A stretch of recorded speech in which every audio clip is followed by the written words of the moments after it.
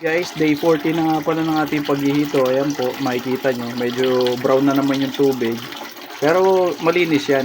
Nakakita mo, wala naman masyadong bula. Normal naman sa hito yun, medyo mabula ng konti. Kasi malansa. Pero yan, so far maganda kasi sa today walang mortality. So, ayan, kahapon din wala. Nung isang araw na yung ano eh. So parang sa loob ng 5 araw, isa lang yung parang namatay. Ayan, nagtatalunan sila banda rin. So, ayun o. Hindi ko alam kung bakit meron doon. Ayan, so ayan, update lang.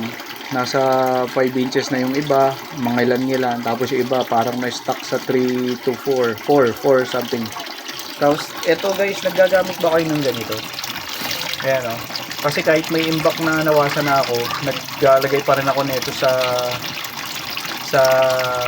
200 liters na drum para sigurado lang. Ano, mga 30 ml na ganyan. Ayan. So, sana hindi nakaka-affect sa kanila. So, naglalagay ako lagi ng asin. Kaya konting-konti lang para kasi may fungus to nung unang dalawa. So, ayun muna guys. Bye-bye muna. See you sa next video. Bye-bye.